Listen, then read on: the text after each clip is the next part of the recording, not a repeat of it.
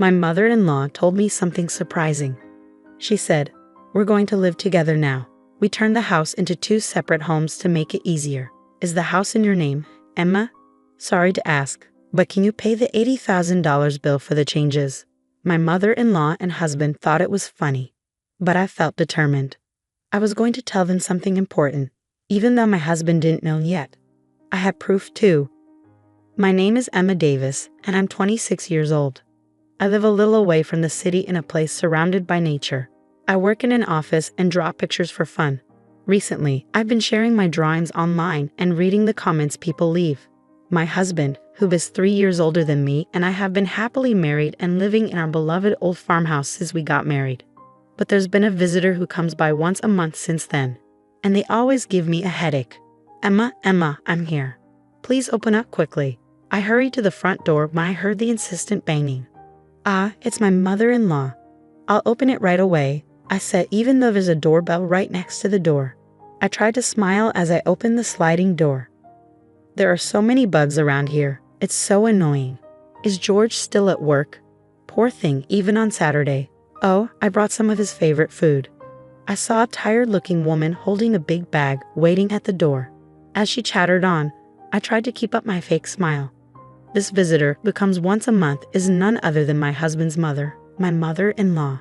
Since my husband is an only child, she feels it's her duty to look after him even after we got married. She even gives me tips on how to manage the house. Last time she visited, she rearranged the whole fridge, making it a hassle for me to prepare breakfast the next day. I remember my husband telling me before we got married, if my parents ever need care, we'll live together. I hope you understand. I'm disappointed at the thought of leaving our lovely old house when the time comes, but I've accepted it. What bothers me more is the idea of living with my mother-in-law all the time. I feel sorry for my husband, as it's not something I'm looking forward to. Fast forward 2 years into our married life in the farmhouse. My husband told me that his father slipped on the stairs at home and broke his leg. They'll need our help from now on. Let's live together, just like we talked about before we got married. Yes, I'm worried too. So I think it's a good idea. Can I still do my drawings? I was concerned about my father-in-law's health, so I agreed to move in with them without hesitation. But I was worried that taking care of my in-laws and doing housework might leave me with no time for my drawing hobby. Whether he knew about my worries or not, my husband just said, "I want you to focus on the house," and left for his office. Left alone in my room, I felt like I was giving up on my husband. As I looked through my drawings, I started sorting out my feelings. Just when I had decided to live with them, something unexpected happened. While I was at work, I suddenly felt numbness in my hands and feet and got really dizzy. I collapsed. Thankfully, a colleague called an ambulance, and although I wasn't in danger, it turned out I had had a stroke at a young age after a medical checkup. Even though I had been warned about high blood pressure during health checkups before, I regretted not taking it seriously and going to the hospital. From the time I found out about the illness to being hospitalized, including tests, surgery, and recovery, it took about 2 months. It all happened so quickly, and I realized my husband showed very little concern for me. After being diagnosed with a stroke at a young age, I called my husband with trembling hands. But all I heard was disappointment in his voice, saying, "So living together will have to wait, huh?" I couldn't believe he was more worried about living arrangements than my health. Luckily, my father-in-law was still in the hospital with a fracture, so I didn't have to worry about taking care of him. This allowed me to focus on my treatment, which was a silver lining. Plus, since we didn't have kids, that wasn't an added concern. Suddenly, I thought of my mother-in-law, always talking about wanting to see her grandchild soon. But I pushed that thought away and grabbed my sketchbook. Lately, I had been too busy with preparations to live with my in-laws and undergoing tests since my stroke to indulge in my favorite pastime of drawing. I knew once I moved in with them, I'd have even less time for it. I decided to view my time in the hospital as a gift of freedom from God and resolved to enjoy my hobby to the fullest. Once this period was over, I promised myself to give my best to my husband and in-laws, whether it was doing chores or anything else. The 2-month hospital stay flew by, and finally it was time to leave. My husband casually asked if he should pick me up, but I wanted some time alone, so I declined, feeling a bit guilty. As I rode the bus, I looked out the window and saw the familiar scenery. I realized I was already near home. The sunlight shining on the lush green leaves was breathtaking, and I felt a mix of emotions, thinking goodbye to this beautiful natural setting. Since my in-laws' house is closer to the city, my life is going to change a lot from now on. Feeling a bit sad, I stepped off the bus at the familiar stop. As I walked towards what was supposed to be my beloved old home, I suddenly froze in astonishment. Instead of the familiar private house I knew so well, there stood a completely unfamiliar house that I had never seen before. After being in a hospital for about 2 months, I double-checked the surrounding buildings and the path I took, wondering if I had somehow gotten a location wrong. But it was no mistake. There was no point in wandering around, so I timidly pressed the intercom of the unfamiliar house. A voice I knew well, undoubtedly my husband's, responded with a simple yes. Still feeling confused, I quietly said, "It's Michelle," into the intercom. The front door creaked open and my husband, dressed casually, appeared. "Ah, welcome home. You're back earlier than I expected. I had the day off today. I could have picked you up," George said. "George, what happened to our house? Why has it changed so much?" I interrupted him, feeling disbelief, noticing his relaxed demeanor, perhaps indicating he had just woken up with his messy hair. Ignoring my anxiousness, George only responded vaguely, "Huh. What's going on? What happened?" without addressing my question. Just then, laughter echoed from inside the house. Unable to believe it, I pushed past my husband and made my way to the living room. Opening the unfamiliar door leading to the living room, I saw my mother-in-law lying on a couch, watching TV. She was laughing heartily, holding her stomach. "Why is my mother-in-law in this house?" I asked, bewildered. "Michelle, welcome back. Hospital stays can be long, but don't worry. I took care of the house while you were gone," my mother-in-law said casually. I was puzzled by what my mother-in-law meant by taking care of the house. Did she mean chores? With a sinking feeling, I pressed her on why our old house had changed so much. Without any hint of remorse, she replied, "Well, since we're all going to live together, I thought it would be more comfortable to remodel it into a duplex." The words "remodeled it into a duplex" kept echoing in my head. My mother-in-law had always been one to meddle in our lives, but I never imagined she would renovate our house without asking. And weren't we supposed to move into my in-laws' house, closer to the city center? Every time she visited our old house, she complained about the bugs and the walk from the station. So why all the changes now? "Oh, and if something else important I have to tell you," my mother-in-law said, switching off the TV with a grin. "The remodeling cost a bit. I believe the title to this house is under your name, Michelle. I'm sorry, but could you handle the payment?" My mother-in-law chuckled, devoid of any hint of apology. "Ah, it's $80,000, she said, her smile growing wider. "That's the cost of remodeling, and the title to this house comes with it, Michelle. $80,000. Her unexpected words hit me like a punch to the head, and my legs started shaking. I couldn't even find the words to respond. As I stared at my mother-in-law, stunned and laughing without a care, my husband appeared at the entrance and slipped into the living room. Seeing him, I instinctively moved towards him, holding on to a faint hope that he would support me.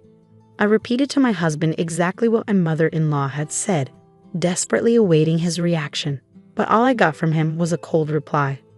"Well, that sounds about right. You'll handle it, won't you?" That's just who he is. When I had a stroke, he cared more about our living arrangements than my health. He's the kind of man who listens to his mother's every word, no matter how absurd. A man who always believes his mother is right. My discomfort and dissatisfaction towards my husband reached a boiling point. Once it overflowed, I was done. With all my heart, I decided I would leave this family behind. "I understand now, George. I'm going to divorce you and your mother, Cecilia. And no, Cecilia, you can handle the renovation costs on your own." I declared this all at once and turned my back on them, intending to leave the room quickly, but they weren't going to let me go so easily. "I've been losing interest in you anyway, so it's no big deal. But remember, this house is in your name, Emma, so you have a responsibility to pay," George remarked. "That's right, feel free to leave, but please settle your dues first," added Cecilia. I was astonished by their selfishness. I couldn't help but sigh. I was sure if I turned around, I'd see their smug faces grinning in victory, but I refused to look back. I stood tall and replied, "You keep saying the house is in my name, George, but did you forget that ownership has been transferred to you?" I revealed the truth, but they only laughed. thinking I was lying to avoid paying. That's when I brought up how George had asked me to change the property's ownership when we got married, as he didn't want the house to be in his wife's name for appearance's sake. Since I didn't particularly care about the property title, I had immediately transferred it to his name. Upon hearing this, their laughter abruptly stopped, and I could feel their panic gradually setting in. I don't recall saying such a thing. There's no proof anyway, George retorted. Anticipating this response, I turned back to face them, walked past them, and opened a drawer in a shelf from our old house. Let's see, it should be somewhere around. Ah, here it is. This is the proof, I said, taking out a document that listed the property and house ownership and showed it to them. When I pointed to the part that showed the ownership was in George's name, his face went pale. That's fraud. I never thought you'd actually do it, and I definitely can't pay such a huge sum of $80,000. George exclaimed. I was disgusted by my husband's reaction. He started yelling as soon as he realized the payment obligation was on him. Since a decent conversation seems impossible, let's communicate through lawyers from now on. Cecilia, your son seems to be in quite a pickle, so please take good care of him from now on, I stated calmly beside my loud husband. I smiled at my mother-in-law, who stood dazed, and finally turned my back on them, leaving their home for good. After that, my husband called several times, but I chose to ignore him entirely, opting instead to communicate formally through a lawyer, given our strained relationship and the issues with my mother-in-law. The divorce was settled without any problems. Regarding my husband's accusation that changing the property's ownership was fraud, it was determined that it was a mutual decision made when we got married 2 years ago. My lawyer reassured me with a smile that this was neither fraud nor anything illegal. With that, all the uncertainty inside me disappeared completely. It turned out that I was supposed to foot the bill for renovating the house as soon as I got discharged from a hospital.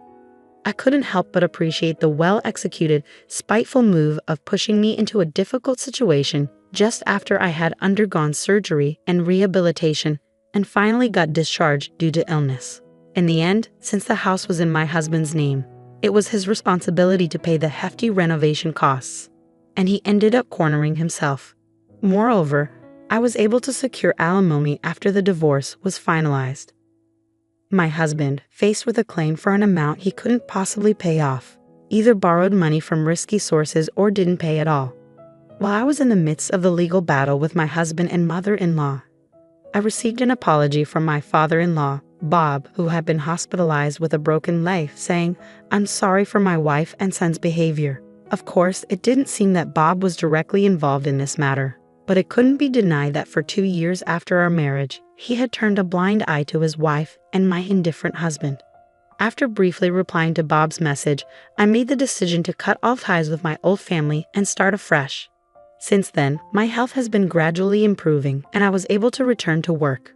When I was married, I used to draw illustrations, but I always felt restricted by my husband's presence. Now, I can immerse myself in drawing whenever and however I want.